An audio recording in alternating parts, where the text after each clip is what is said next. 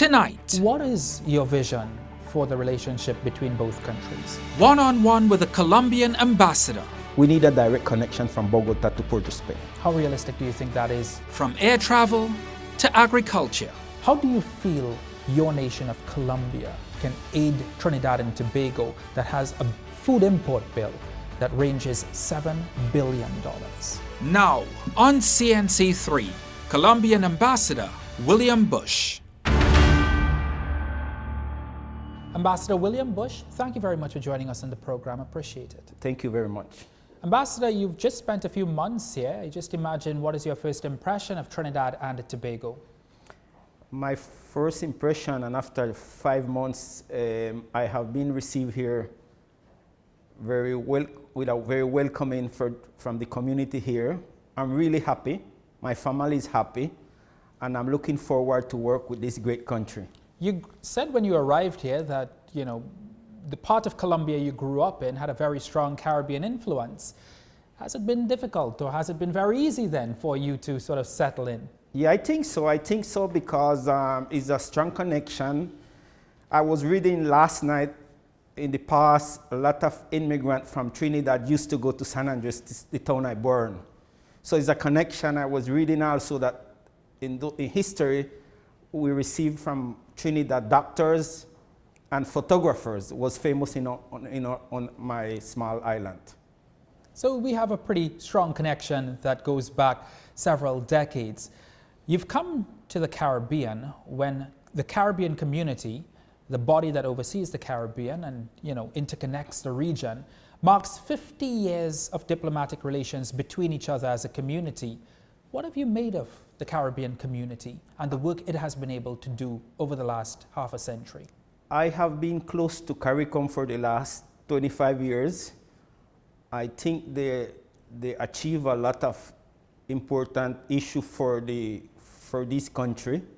I had the honor also to meet some of the leaders from the CARICOM, Patrick Manning, Michael Manley from Jamaica.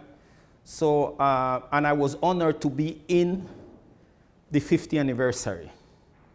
I think it's a lot of achievement, a lot of work you are doing with the youth, the business community, and I think CARICOM will have a next great 50 years. When they talk about the Caribbean and they talk about Latin America and the Caribbean, LATAM and the Caribbean, as you would know, relations between Latin America and the Caribbean can sometimes feel like it's Latin America and not so much the Caribbean.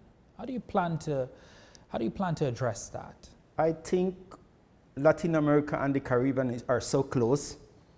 We're just united by an ocean.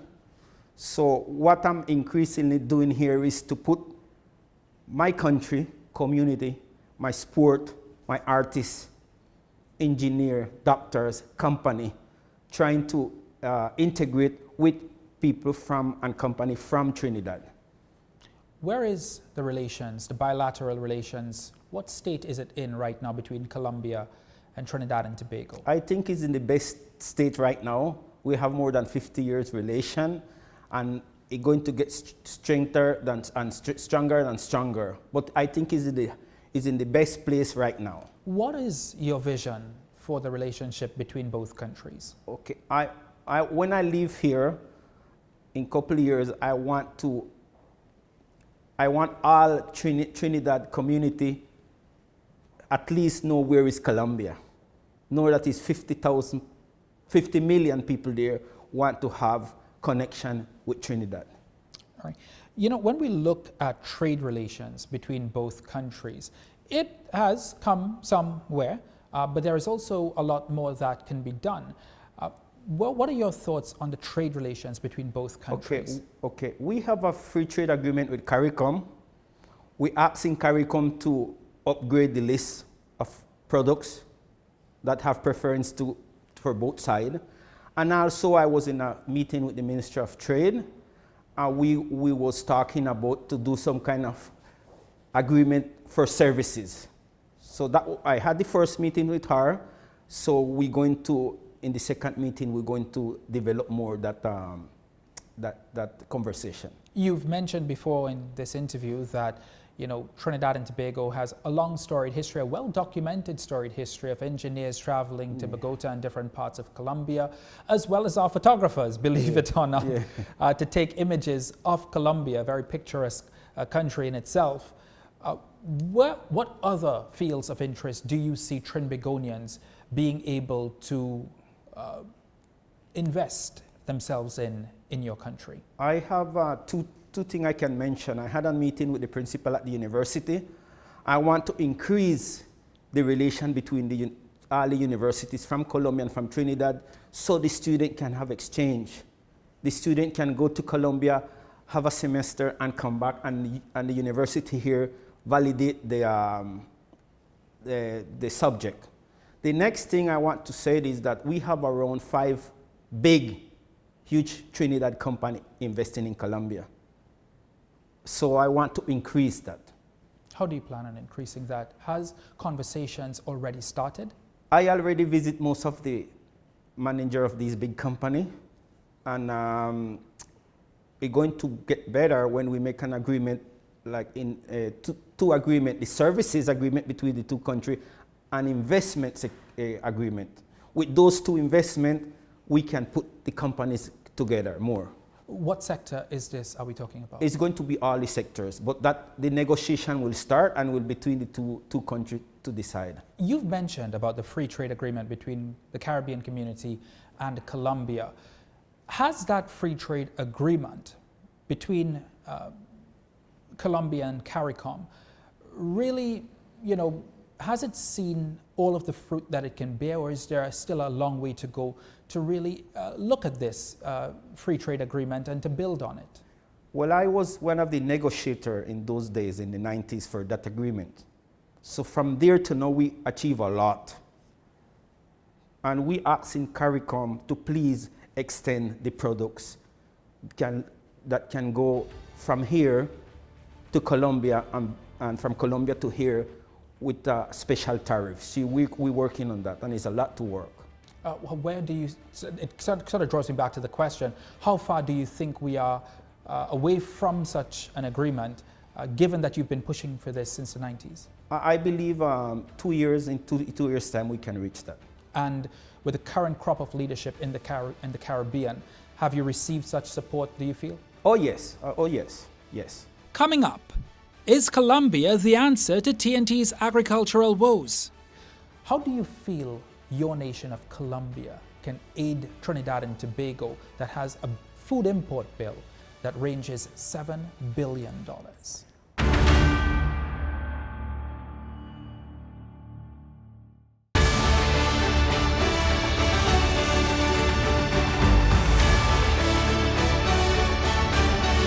One of the things that Minister Amory Brown, the Minister of Foreign and CARICOM Affairs in this country, acknowledged could be very fruitful cooperation between Trinidad and Tobago and Colombia is agriculture. It's a topic of interest here in Trinidad and Tobago, especially since the pandemic started and has now come to an end. The need for Trinidad and Tobago to become more self-sufficient. Now, Colombia is one of the 5 largest producers in the world of coffee, avocado, palm oil, and one of the 10 largest producers in the world of sugarcane, banana, pineapple, and cocoa. So agriculture is becoming an increasing concern in this country. How do you feel your nation of Colombia can aid Trinidad and Tobago that has a food import bill that ranges $7 billion? My first delegation that I received from Colombia had to do with agriculture. And we had a lot of meeting here with the minister that in charge of that portfolio. Next year, I'm going to receive some delegation from the Institute of Agriculture. They will be here next year to work with UTT toward that cooperation in agriculture. What do you hope is achieved out of such meetings? I think we can. What is being achieved? Sorry to cut you. One, what is being achieved? And 2, where do you hope that these relationships can go? Because like you've said before, we've had these free trade relations between CARICOM and Colombia for a number of years, but it hasn't really been able to bear enormous fruit for both countries. Yeah, I think one of the fruit I can say is when Trinidad is importing potato from Colombia. We produce more than 50 type of potato. So Trinidad is importing potato from Colombia. So the key thing here is we need to increase the products that we can have access to export to Trinidad. Having been living in Trinidad and Tobago for the last 5 months, you yourself have a vested interest in agriculture, as most Colombians are, because it is a very heavy agricultural influence in that country. What have you made of the agricultural sector in this country from what you've seen? Trinidad and Tobago produces many of the same crops that Colombia does. Yeah, I think so. For example, cocoa. I just received a phone call last week. Producer of cocoa want to come to Trinidad to learn experience that how you produce. So it's a lot we have to work in that sector. Let's talk a little bit about the relations between Trinidad and Tobago and Colombia. In that 4th of July meeting, you had a 4th of July audience with the Minister of Minister of Foreign Affairs in CARICOM, I should rather say, Dr. Amory Brown. And in that meeting, just to quote, Minister Brown said that both Colombia and Trinidad and Tobago are committed to deepening and strengthening relations between both countries in the near future. What does that future look like? I think it's promising. There's a lot of interest of 50 million Colombians like to come for vacation here. We're working in the airline industry to try to have a connect flight from Bogotá to Trinidad and to Tobago.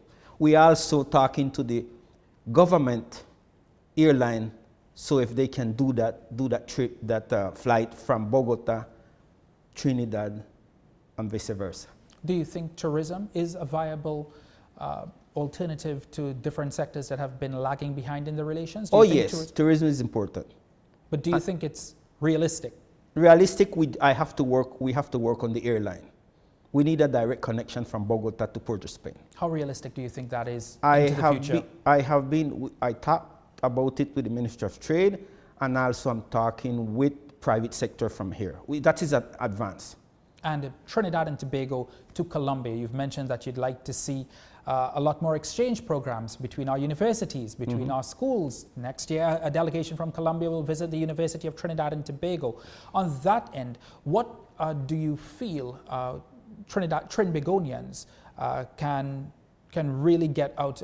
Do you think that they can make a contribution to Colombian tourism? Oh yes, oh yeah. We have a whole program, bilingual program with the whole CARICOM. We receive from the whole CARICOM like 20-25 students from UWI and UTT that go to Colombia teach English to the university or to the high school in Colombia. The good or bad part, most of them, the kids want to stay in Colombia. So we have to advance that. We have to make it more, we have to accept more than 25 students from the CARICOM. So that is something also I'm working on. All right. Mr. Ambassador, I'd like to switch a little bit and talk a little bit about the migration crisis. It's a topic that you yourself, along with the nation of Colombia, is very much knowledgeable about. Up to last week, Mayor Eric Adams from the United States, New York City to be exact, actually visited Colombia and held discussions in Colombia. It is all too well, the story is known of the migration crisis, that Colombia is part of. The United States has been at the forefront of that. Here in Trinidad and Tobago, it is facing its own migration crisis when it comes to Venezuelan migrants. What have you made of how Trinidad and Tobago has dealt with the influx of Venezuelan migrants coming into the country? I don't have a lot of information, but what I can do for you, I can send you the statement from our Minister of Foreign Affairs, so you can get the information, but I don't have a lot of information for now. When we look at the migration crisis, though, how important is it that countries begin having policies to deal with it? This is a topic very much of interest in your own country. when it comes to the migration crisis, particularly from Venezuela? Well, we have in the neighbor country with Panama, we have an area called Darien. The mayor of New York is there today. So we're trying to do some kind of control at that area so they don't use these immigrants. They charge them a lot of money to go. So one of our objectives is to control that area. Right. Mr. Ambassador, let's talk a little bit about climate change as well, because I know we are on the clock with you, so I appreciate your time. But let's talk a little bit about climate change and the impact of climate change. You've been here for 5 months. Trinidad and Tobago has been seeing some unprecedented weather patterns over the course of this year. Usually there are 2 seasons. There's a dry season and there's a wet season. The wet season has been drier than usual. It's a brilliant, beautiful day outside. Colombia has arguably been at the forefront of the energy transition thrust in Latin America. It's invested heavily in solar energy, a conversation that Trinidad and Tobago is now having. And Trinidad and Tobago will go ahead in testing solar and wind energy. What have you made of Trinidad and Tobago's lack of energy transition, and how do you think there is room for wind energy in this country? Yeah, our president would have that as priority. That is one of our priorities. We're working on it very hard.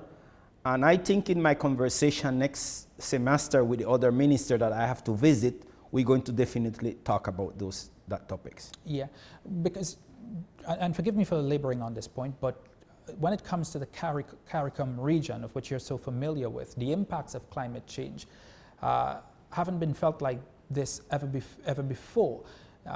We're seeing a lot of drier weather. We're seeing a lot more violent rainfall when the rain does actually fall.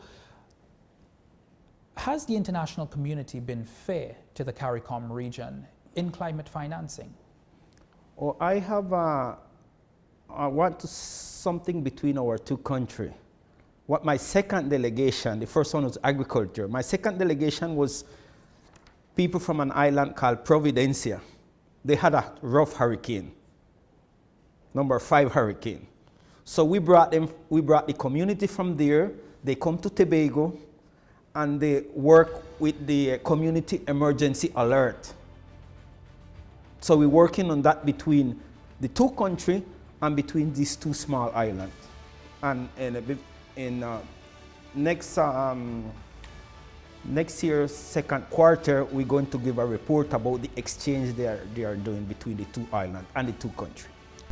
Still to come. Has the international community taken into consideration what is happening in Latin America and the Caribbean enough?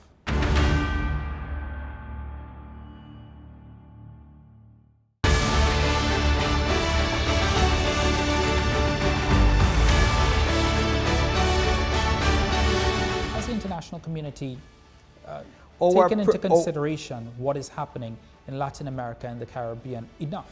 Yeah, our president is a vocal on that with the Prime Minister of Barbados.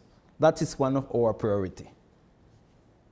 That the small countries and most the small island countries receive more support to challenge the climate change.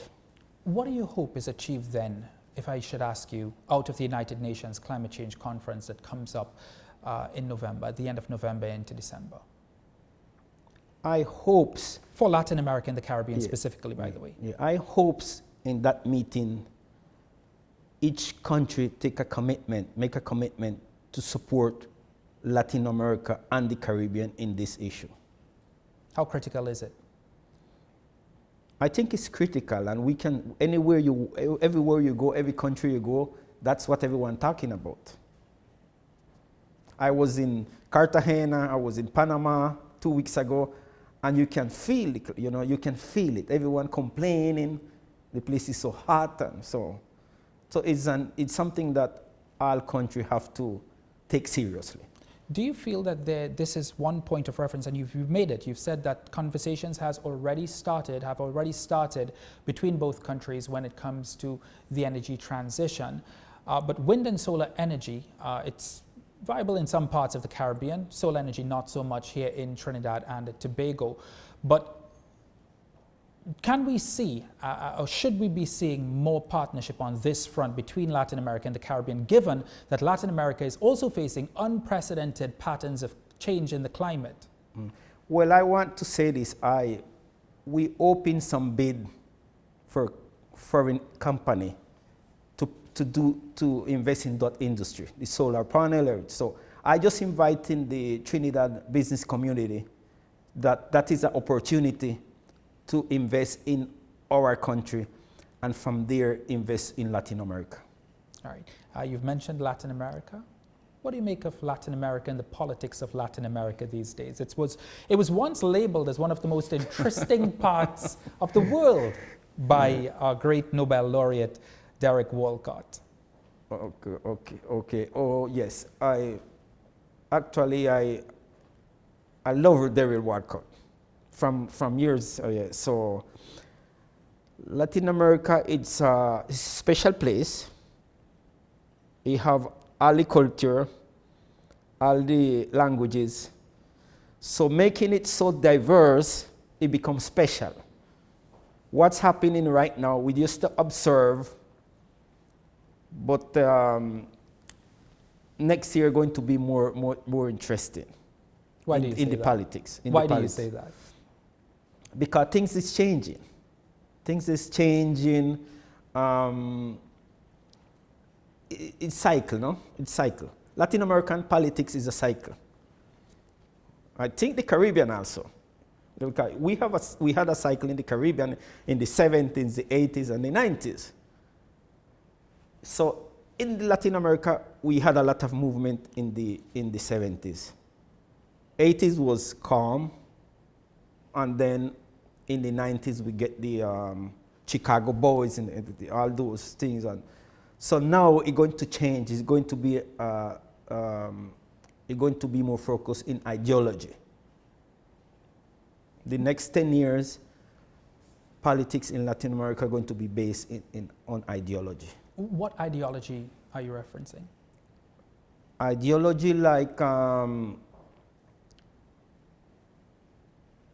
it's so much ideology like what people want to fulfill in their life, what they want for their family, what they want for the industry, their company. A more nationalistic approach, do you feel? What? A more nationalistic approach, do you feel?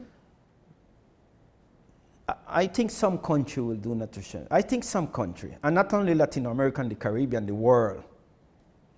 The world getting more selfish. So the world going to become more selfish, and that's going to come to Latin America and the Caribbean. Do you feel, though, that the bloc of Latin America is headed in the direction that it should be headed in? I think they're cautious. They are part of the G77 plus China, but they are not taking an aggressive approach to different topics. It's not a strong approach. I think they're learning. They're learning because a new scenario is a new world order, and no one wants to make mistake. The politics in Latin America is quite interesting, as you said. And Mr. Ambassador, we really appreciate you taking some time out to talk to us. We know that you have a very hectic week ahead, but we do appreciate your time. Thank you very much for joining us on the program. Thank you very much. You're welcome.